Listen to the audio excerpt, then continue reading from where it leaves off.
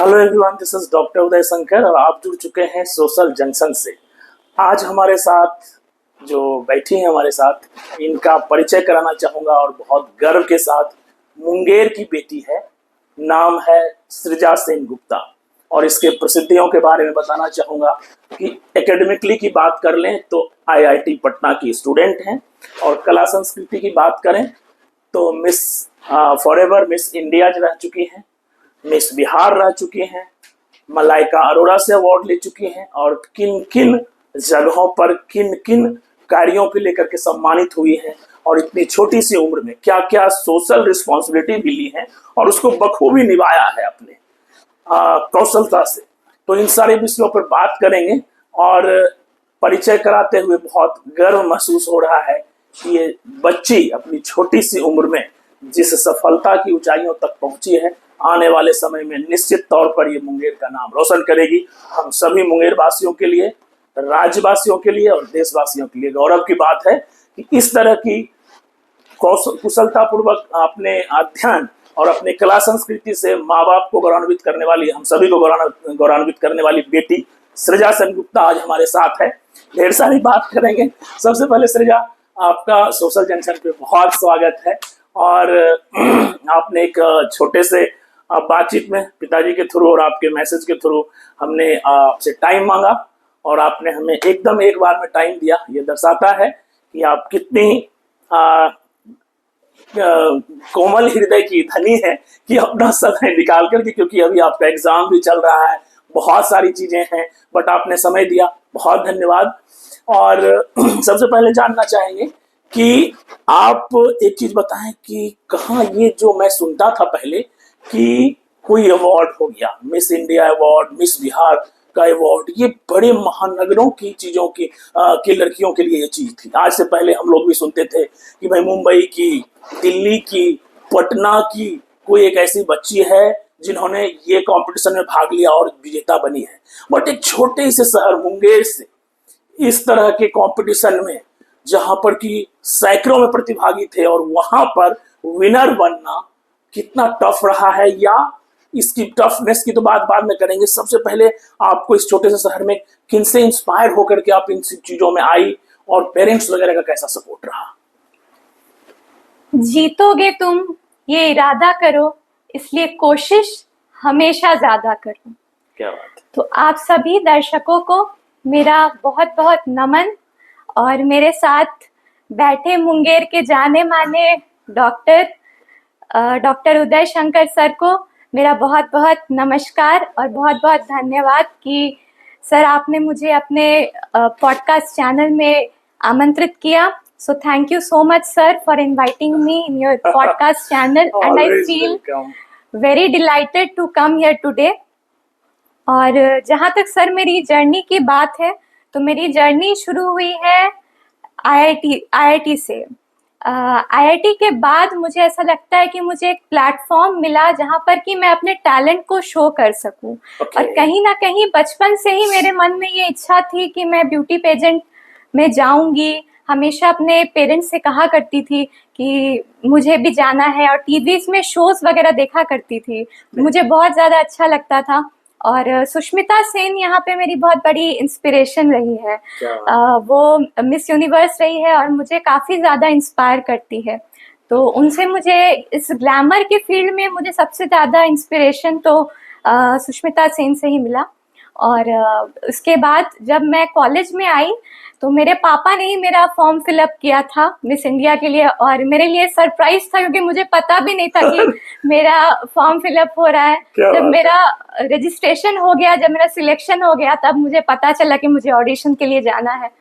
तो उसके बाद मैं ऑडिशन के लिए गई और एक एक करके मैं सारा राउंड क्वालिफाई करते गई। उसके बाद फिर फाइनल तक पहुंची। वहाँ पे मुझे फॉरएवर मिस इंडिया बिहार और फॉरएवर मिस इंडिया मैं दोनों ही क्राउन की गई। और उसके बाद मुझे on the very next day मुझे मलाइका अरोड़ा जी से मुझे बेस्ट मॉडल का अवार्ड मिला। उसके बाद आफ्टर 6 मंथ्स मैंने फिर एक कंपटीशन में पार्टिसिपेट किया जहाँ पे कि मुझे rising Bharat young model of the year का अवार्ड मिला, पद्मश्री से विभूषित हेमा मालिनी जी से। और इसके बाद मुझे इलेक्शन कमीशन ऑफ बिहार और हमारे मुंगेर के पूर्व जिलाधिकारी श्री अवनीश कुमार सिंह सर, जो कि अभी हमारे मुंगेर के वर्तमान प्रमंडलीय आयुक्त है, उनके द्वारा मुझे मुंगेर का स्वीप इलेक्शन आइकॉन, जो कि ब्रांड एम्बेसडर मुझे मुंगेर का बनाया गया। तो यही है सर मेरी कुछ छोटी सी जर्नी जो मैंने इतने कम उम्र में कोशिश की है। बहुत धन्यवाद। ये आप समझ नहीं पा रहे हो, ये छोटी सी जर्नी नहीं है, ये हजारों वैसे बच्चियों को उड़ान देगा, उनके पंख में उड़ान में तेजी देगा, जो छोटे शहरों में रह के सपना संजोती है और यहाँ से सब कुछ पॉसिबल है। कहीं ना कहीं मुझे ऐसा लग रहा है कि आपके पिताजी का आपके लक्ष्य को प्राप्त करने में बहुत सारा रोल रहा है।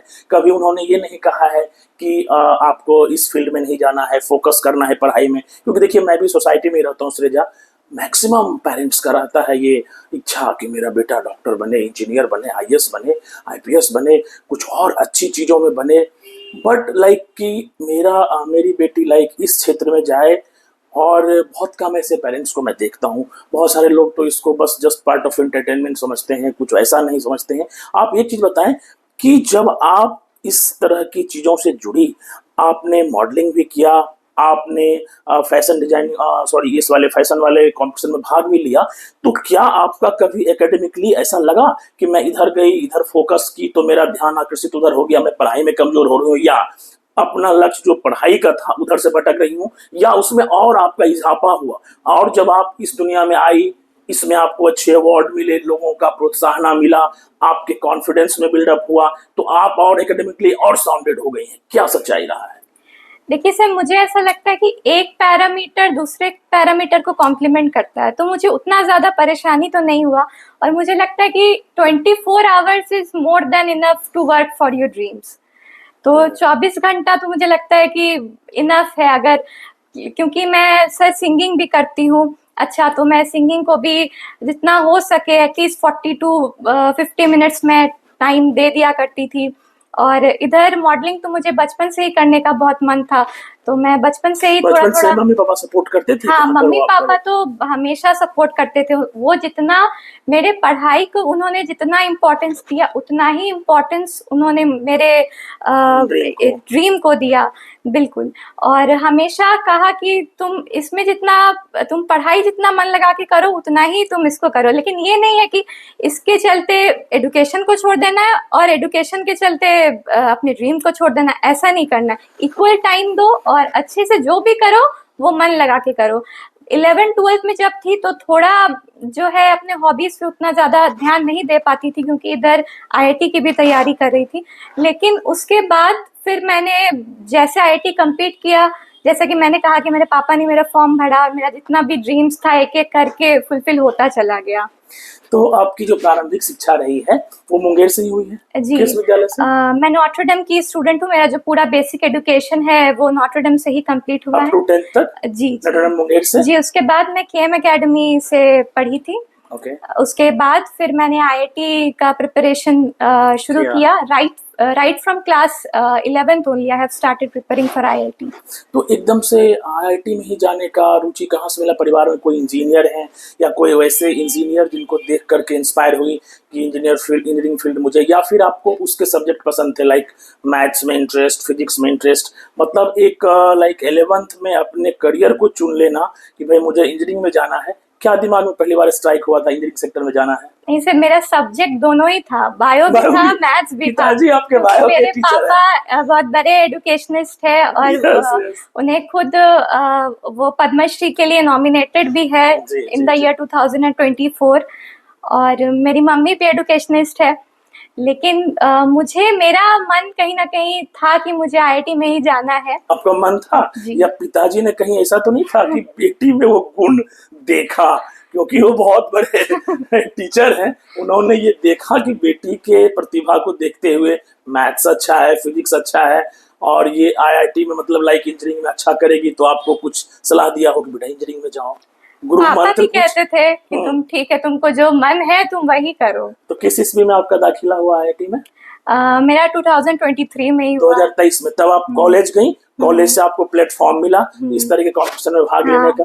कॉलेज के स्टाफ्स का कैसा सपोर्ट रहता था कि भाई सृजा हमारे स्कूल की हमारे कॉलेज की फर्स्ट ईयर की स्टूडेंट है और आज ये चली जा रही है कभी फैशन कंपटीशन में भाग लेने, कभी यहाँ ये लेने, कभी टीचर्स वगैरह ने डांटा, कभी प्रोफेसर ने डांटा कि बेटा पढ़ाई पे फोकस करो, इधर नहीं करना है, या और उसको गर्व महसूस हुआ कि नहीं हमारी स्टूडेंट हमारा नाम अच्छा कर रही है। मुंगेर के नाम के साथ साथ आईआईटी पटना का भी नाम हो रहा है। वही आईआईटी पटना की स्टूडेंट इस तरह के state level plus national level के कंपटीशन में अव्वल आ रही है। तो प्रोफेसर के कैसा रहा था सपोर्ट आपके लिए? आईआईटी में तो लोग मुझे बहुत ही ज्यादा सपोर्ट करते थे, वहाँ के जितने भी स्टाफ्स है, जितने भी टीचर्स है, खासकर मेरे फ्रेंड्स। अगर मेरे फ्रेंड्स नहीं होते तो मुझे नहीं लगता है कि मैं आज यहाँ तक होती।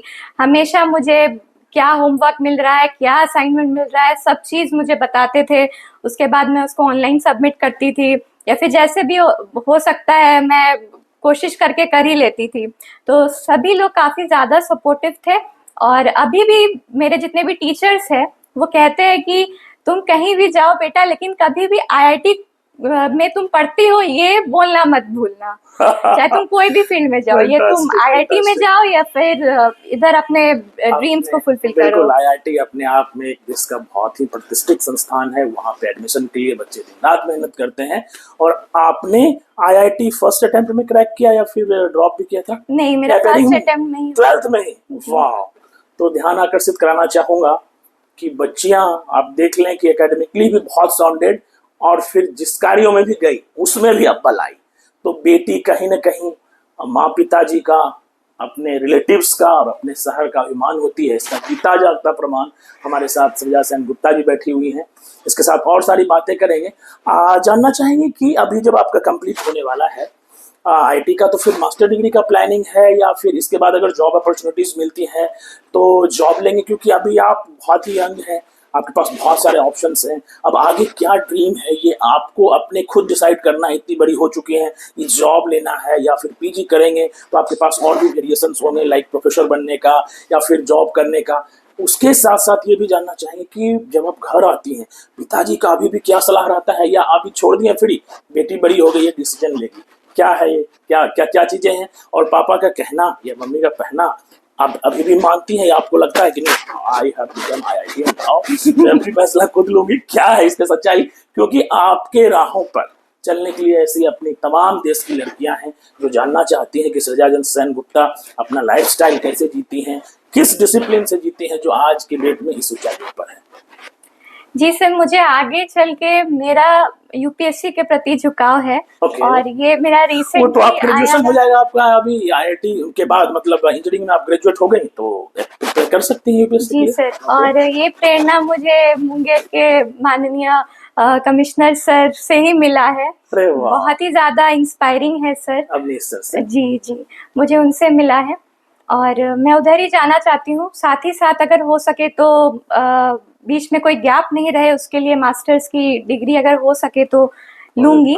लेकिन मेरा यूपीएससी के प्रति झुकाव है, तो मैं सर से मिलने के बाद ऐसा हुआ है। जी। ये बात आपने अपने मम्मी पापा से शेयर किया है? जी, सपोर्ट किया कि ठीक है बहुत सपोर्ट करते हैं। और मुझे अभी से ही सारा किताब वगैरह मुझे सब कुछ मिल गया है, सारे एनसीईआरटी। यूपीएससी का क्या ऐसी चीजें हैं जो आपको एकदम अट्रैक्ट करती है? वो लाल बत्ती या फिर एकदम से पावर, या पर्टिकुलर अवनीश सर को मिल करके उनकी जीवन शैली को देख करके, या उन्होंने मोटिवेट कर दिया कि नहीं बेटा यूपीएससी क्रैक कर सकती हो, तुम तेज हो, या उन्होंने कुछ आप में गुण देखा? एक्चुअली मैंने ही सर से कहा था कि मुझे यूपीएससी के लिए प्रिपेयर करने की बहुत इच्छा है, और सर मुझे बहुत ज़्यादा मोटिवेट भी करते, हमेशा बताते कि किस तरीके से पढ़ना चाहिए, कैसे पढ़ना चाहिए, क्या क्या चीज़ें अभी से मतलब कॉलेज लाइफ से तुमको शुरू करनी चाहिए। तो वो मुझे बहुत अच्छा लगा सर का। और एक तो ये है कि मुझे ये अच्छा लगा यूपीएससी में कि आप समाज में एक एग्जाम्पल सेट कर सकते हो लोगों के सामने, और आप समाज सेवा भी कर सकते हो।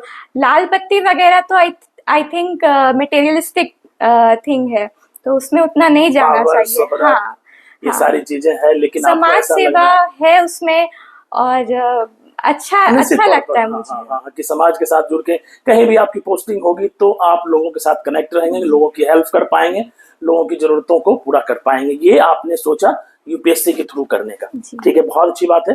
अब ये अभी कॉलेज आपका कब खत्म हो रहा है? मुझे लग रहा है अभी आप अभी 1.5 वन years एंड है हाफ मेरा। ईयर्स और है वहाँ पे लाइक आते हैं बहुत भी कैंपस सिलेक्शन को लेकर के, सारी चीज़ों को लेकर के, क्योंकि आप वहाँ अव्वल स्टूडेंट भी रही हैं। पिताजी से बात हुई है मेरी कि बहुत सारे सब्जेक्ट्स में आपको डिस्टिंक्शन मेनॉल है, तो मुझे पूरा विश्वास है कि आपको कैंपस सिलेक्शन के लिए निश्चित तौर पर पूछा जाएगा। तो आप एकदम क्लियर कट बताइए कि मेरा फोकस यूपीएससी को लेकर के है, सो अभी मैं इसमें इंटरेस्टेड नहीं हूँ, जी ऐसा रहेगा जी, ये अभी possible? फिलहाल ऐसा रहेगा, बट बीच में गैप नहीं रहे, इसलिए मैं देखूंगी कि अगर हो सके तो मैं इधर मास्टर्स की डिग्री करूं। अच्छा सर, आपको बहुत सारी कंपनियों ने अप्रोच किया होगा जब आप मिस बिहार भी बनी थी एंड ऑल सारी चीज़ों की, कि कुछ एड फिल्म्स कर लो बेटा, या फिर कुछ और भी लाइक सीरियल्स का या छोटे एड्स का, इस तरह के कभी ऑफर्स आए थे आपको? जी, बहुत सारे आए थे, मुझे लैक्मे से भी आया था, बट मैं जा नहीं पाई क्योंकि पढ़ाई के पढ़ाई को चलते। लेकर के थोड़ा था। बिल्कुल।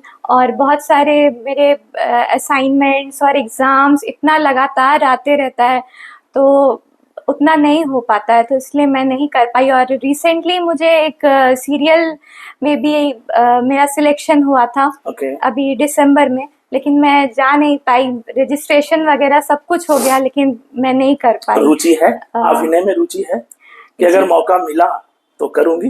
जी, अगर मौका मिला तो करूंगी। कभी कुछ ट्रेनिंग भी लिया, या मैं नहीं, मानूं कि अभी गॉड तक कुछ गिफ्ट? नहीं लिया। कुछ नहीं लिया, गॉड गिफ्ट है।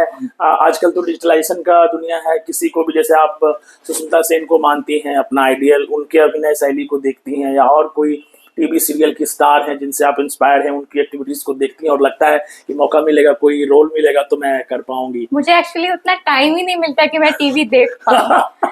अच्छा अच्छा मैं अच्छा। जो बचपन से मैं एक ही चीज देखती हूँ टीवी में, वो भी अपना मूड रिफ्रेश करने के लिए, वो है तारक मेहता। उससे ज्यादा और मैंने कभी कुछ देखा ही नहीं है। स्वाभाविक सब आप एक कार्य करते रहते हो अपने नॉर्व को रिलैक्स करने के लिए, निश्चित तौर पर जिस चीजों में आपको खुशी मिलती है तो थोड़ा सा उसमें टाइम देना चाहिए। देखो मैं सृजा, आप जान रहे हो कि मैं एक चिकित्सक हूँ और पॉडकास्टिंग बाय पैशन कर रहा हूँ, मेन प्रोफेशन तो मेरा इंडस्ट्री ही है, चिकित्सक हूँ। जानना ये चाह रहा हूँ कि सृजा, हेल्थ का कितना इम्पोर्टेंट है विद्यार्थी जीवन में, फिर आगे चल के प्रोफेशनल लाइफ में भी, या कोई भी कार्य करने में हेल्थ का कितना रोल है?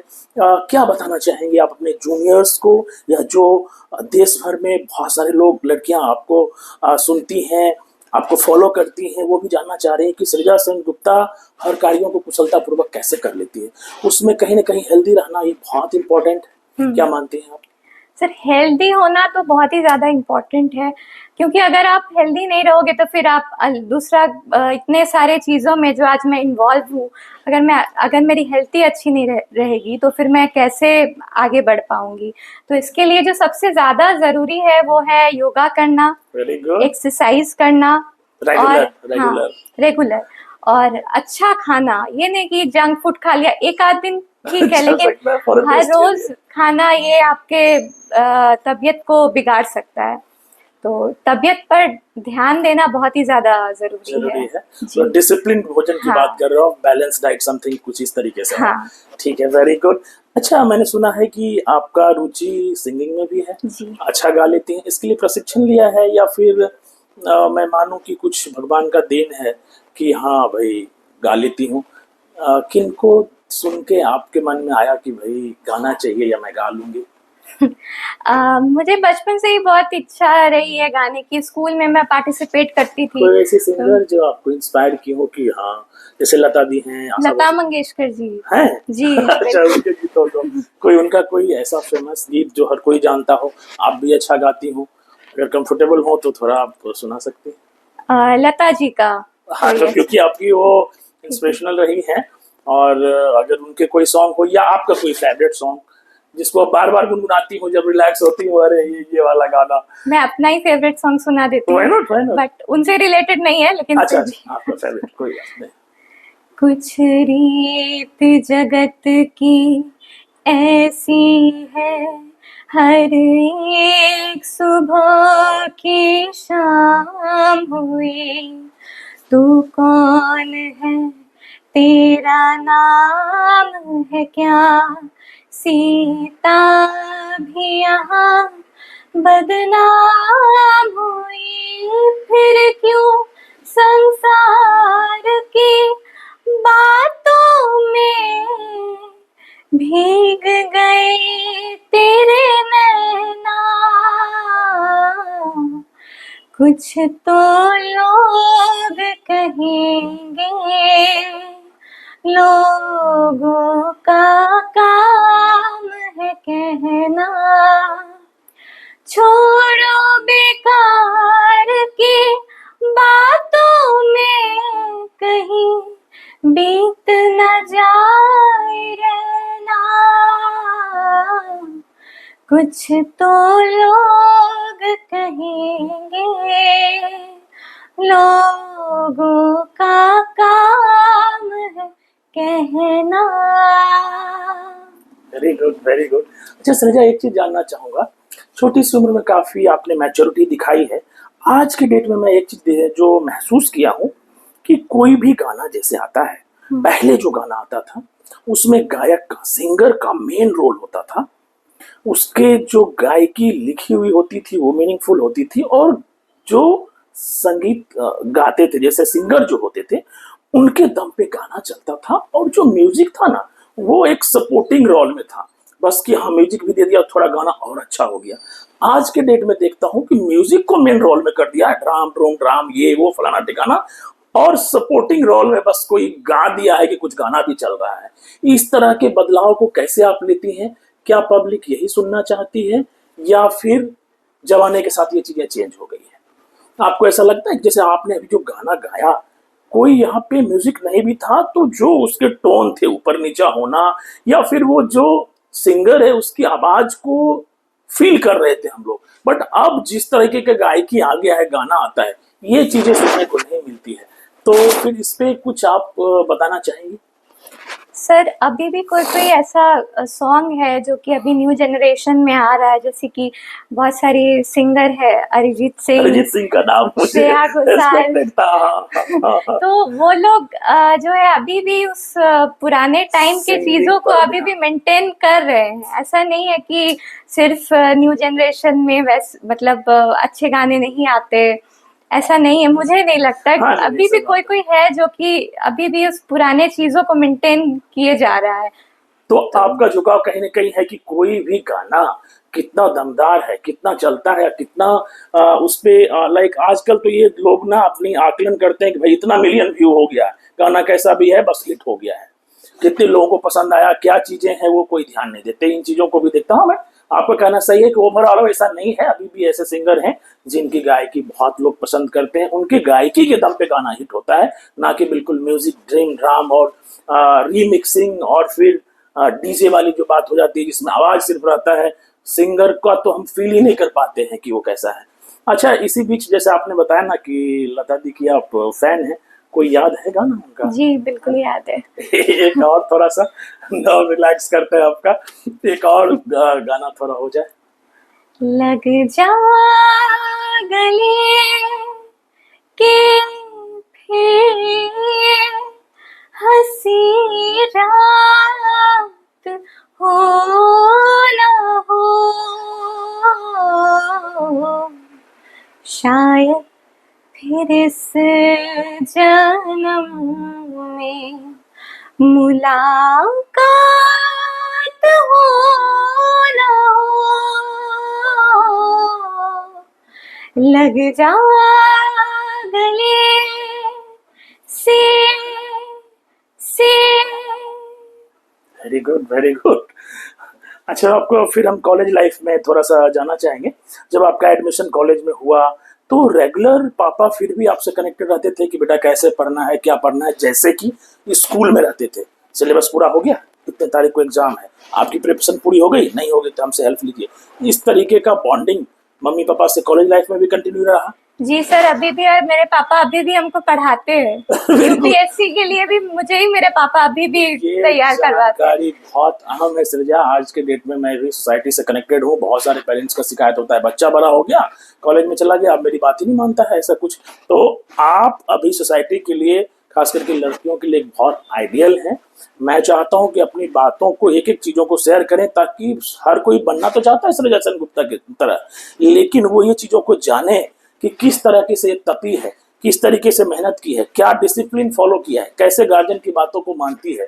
तो आज के डेट में भी सृजा सेन गुप्ता कोई इंपॉर्टेंट कार्य होता है, कोई फैसला लेती है, मम्मी पापा से पूछती है? जी बिल्कुल कोई पूछते हैं। ऐसा कार्य जो आपको करने का मन हो, मम्मी पापा की नजरों में लगता है कि नहीं ये हमारे बच्चों के लिए हार्मफुल रहेगा, उसने मना कर दिया, आप मान जाएंगे एकदम बिल्कुल कि ठीक है पापा हाँ मान जाती हूँ। ये सही नहीं है, मैं नहीं करूंगी? हाँ भी मान जाती हूँ। Very fantastic, very fantastic.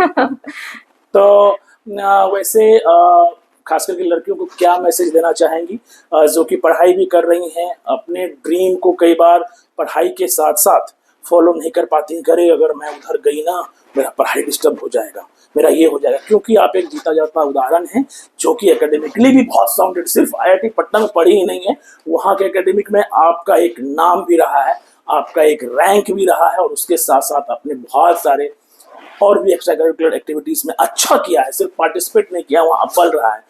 तो क्या मैसेज देना चाहेंगे वैसे लड़कियों को, साथ साथ जो अपने ड्रीम्स को पूरा करना चाहते हैं? सर मैं आज के सभी युवाओं को ये संदेश देना चाहती हूँ कि जीवन में एक गोल होना चाहिए और उस गोल के प्रति वर्क कीजिए, ये सबसे ज़्यादा ज़रूरी है। लेकिन ये मत सोचिए कि मेरा रिजल्ट क्या होगा, मैं सफल होऊंगा नहीं होऊंगा, ये नहीं सोचना है। बस कर्म करते चलिए, आपको फल तो मिलना ही है। एक शेर भी है कि मंजिल मिले या ना मिले ये तो मुकद्दर की बात है, मगर हम कोशिश ही ना करें ये तो गलत बात है। तो कोशिश करते रहिए और नेवर थिंक कि क्या होगा आगे क्या नहीं होगा। और लड़कियों से मैं स्पेशली ये कहना चाहती हूँ कि फाइनेंशियली इंडिपेंडेंट होना ये सबसे ज़्यादा ज़रूरी है आजकल की लड़कियों को स्पेशली। और बाकी अपने पेरेंट्स का बात सुनिए, जो आपके पेरेंट्स जो भी आपको बोल रहे हैं, क्योंकि आजकल के ज़माने में मुझे नहीं लगता है कि कोई भी अपना होता है, आपके पेरेंट्स के अलावा तो कोई नहीं है। वेरी इंपॉर्टेंट, तो very important. Always listen to your parents और सोशल मीडिया से दूरी बनाए रखिए। सोशल मीडिया यूज करिए लेकिन एक लिमिट में रह के, ऐसा नहीं है कि दिन भर मोबाइल ही चला रहे बैठे। टाइम वेस्ट हाँ, नहीं करना है। एक या फिर अगर आप फोन चला भी रहे तो कुछ अच्छा चीज देखिए, कुछ मोटिवेशनल चीजें, या फिर अगर आप अपने किसी भी कंपटीशन के प्रिपरेशन फेज में हैं तो यूट्यूब वगैरह में इतने अच्छे अच्छे लेक्चर्स और वीडियोस रहते हैं आपके सिलेबस के, तो उसको देखिए। तो बहुत कुछ अच्छी अच्छी चीज़ें जानने को भी मिलती है। काफ़ी सारे एआई टूल्स भी है, उसका भी इस्तेमाल कर सकते हैं अपने पढ़ाई के लिए।